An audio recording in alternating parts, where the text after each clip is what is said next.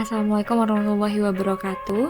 Saya Intan Nur Sofyani dengan NIM C1B023087. Pada video kali ini akan menjelaskan tentang analyzing dan assessing performance. Sebelumnya, saya ingin berterima kasih kepada dosen pengampu mata kuliah Manajemen Kinerja yaitu Ibu Dr. Sri Rosita SE, MM. Langsung saja kita lanjut ke videonya.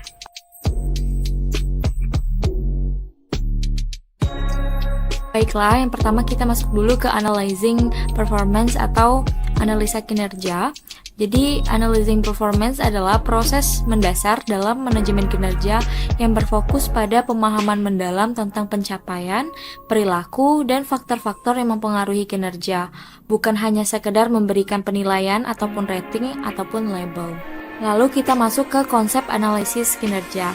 Yang pertama, konsepnya adalah berbasis bukti ataupun evidence based. Jadi, analisis ini harus didasarkan pada fakta dan data objektif.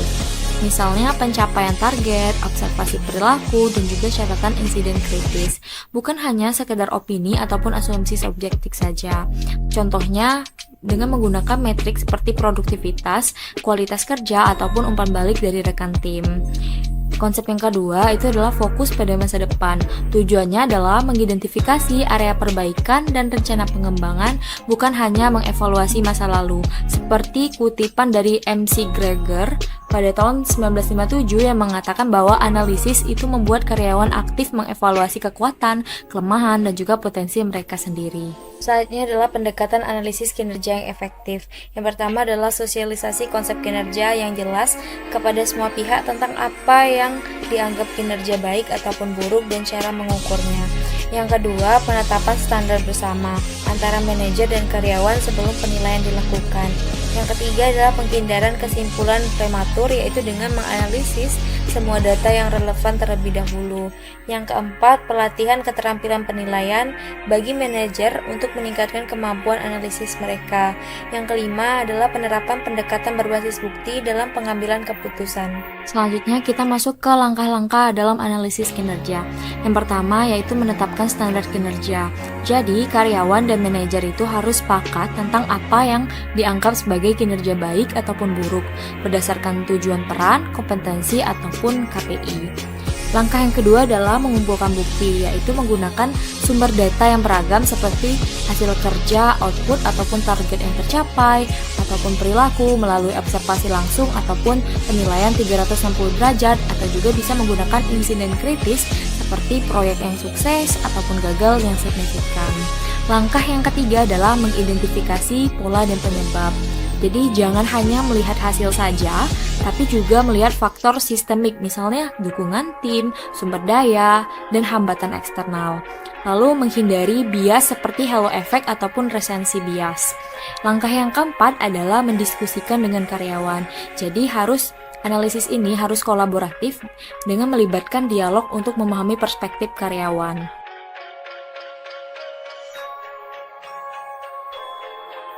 Selanjutnya kita masuk ke assessing performance atau penilaian kinerja. Jadi, penilaian kinerja adalah proses yang lebih terstruktur dibandingkan analisis tadi, dengan fokus pada pengukuran formal dan pengambilan keputusan, misalnya untuk promosi, bonus, ataupun pengembangan.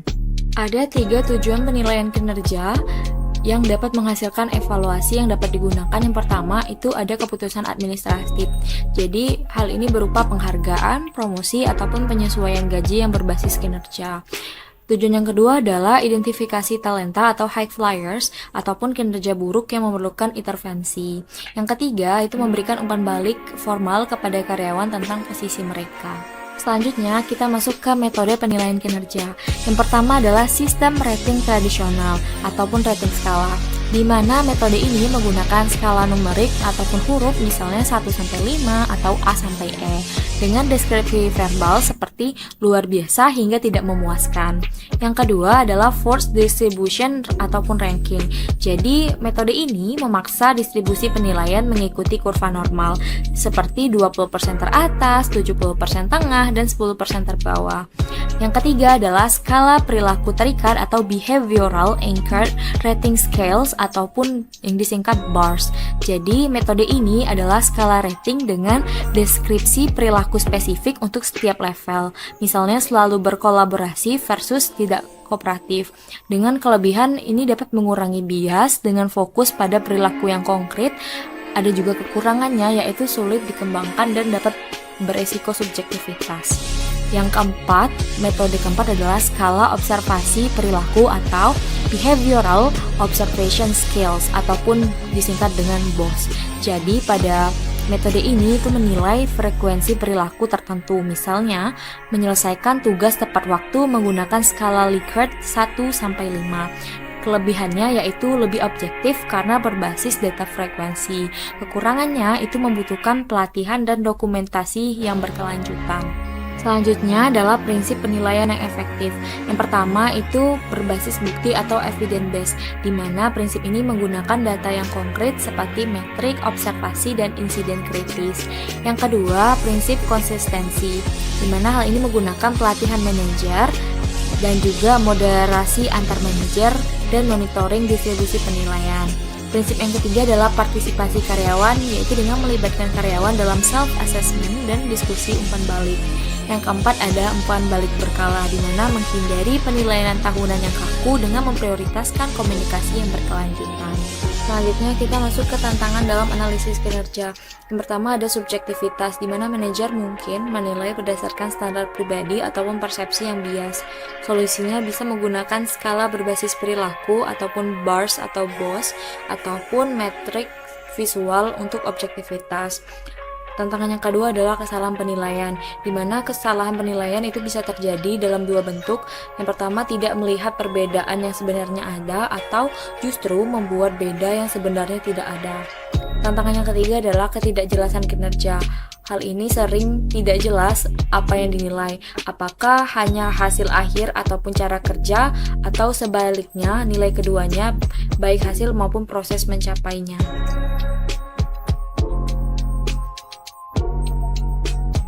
Selanjutnya kita masuk ke studi kasus dengan judul Analisis Penilaian Kinerja Karyawan PT Prima Indo Energi.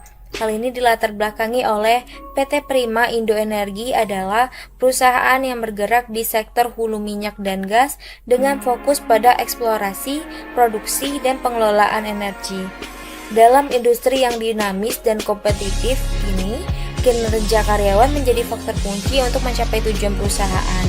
Namun, kinerja karyawan tidak dapat optimal tanpa sistem evaluasi yang efektif. Penilaian kinerja karyawan merupakan bagian penting dalam manajemen sumber daya manusia, bertujuan untuk meningkatkan produktivitas, mengidentifikasi area pengembangan, dan mendukung pengambilan keputusan terkait promosi atau pelatihan. Masalah yang dihadapi yang pertama, keterbatasan penilaian kinerja, di mana banyak perusahaan termasuk PT Prima Indo Energi seringkali melakukan penilaian kinerja yang kurang optimal, sehingga tidak mencapainya tujuan untuk meningkatkan motivasi dan produktivitas karyawan. Yang kedua adalah subjektivitas dalam penilaian. Penilaian yang hanya mengandalkan perspektif atasan langsung itu beresiko mengandung bias dan tidak mencerminkan kontribusi karyawan secara menyeluruh. Masalah yang ketiga adalah frekuensi penilaian yang tidak fleksibel.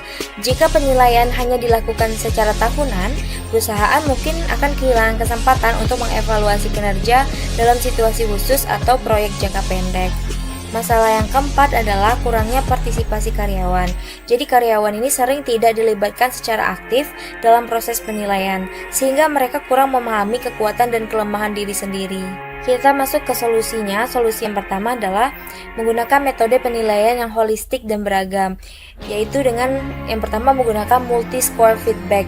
Jadi penilaian ini melibatkan atasan langsung, rekan kerja, bawahan, dan penilaian diri sendiri ataupun self-assessment. Jadi pendekatan ini mengurangi subjektivitas dan memberikan gambaran lengkap tentang kinerja karyawan. Lalu menggunakan kombinasi data kuantitatif dan kualitatif, yaitu penilaian ini tidak hanya berdasarkan pencapaian target kerja saja ataupun kuantitatif, tetapi juga mencakup aspek perilaku, etika, dan kontribusi tim, ataupun bisa dibilang aspek kualitatif. Solusi yang kedua adalah menggunakan frekuensi penilaian yang fleksibel. yaitu dengan melakukan penilaian berkala yang dilakukan setiap 6 bulan untuk memantau perkembangan karyawan secara terstruktur, dan juga penilaian tidak terjadwal, yaitu dilakukan saat ada proyek khusus saja, perubahan tanggung jawab, ataupun situasi darurat untuk menangkap dinamika kinerja yang tidak terduga. Solusi ketiga adalah menggunakan proses penilaian yang komprehensif, yaitu dengan langkah-langkah yang jelas mulai dari penetapan tujuan, pengumpulan data, penilaian oleh berbagai pihak, penyusunan laporan, hingga pemberian umpan balik. Lalu menggunakan partisipasi aktif dari karyawan. Jadi karyawan ini dilibatkan dalam penilaian diri ataupun diskusi umpan balik, sehingga mereka itu memahami kinerja mereka sendiri dan rencana pengembangan suatu organisasi. Solusi yang terakhir adalah fokus pada pengembangan karyawan, di mana hasil penilaian digunakan itu untuk menentukan pelatihan, promosi, dan kenaikan gaji sekaligus sebagai bahan refleksi karyawan untuk meningkatkan kompetensinya. Kesimpulan dari materi ini adalah analisis dan penilaian kinerja itu menggabungkan pendekatan berbasis data untuk memahami pencapaian karyawan dengan sistem penilaian terstruktur guna mengambil keputusan. Analisis berfokus pada pengembangan melalui pengumpulan bukti objektif, sementara penilaian menggunakan metode seperti BARS atau BOS untuk mengurangi bias dalam evaluasi. Tantangan yang dihadapi adalah subjektivitas yang diatasi dengan standar yang jelas, pelatihan manajer, dan juga pendekatan kolaboratif yang menjadikan proses ini sebagai alat efektif untuk pengembangan SDM dan organisasi. Sekian video kali ini, maaf apabila ada salah kata, saya akhiri. Wassalamualaikum warahmatullahi wabarakatuh.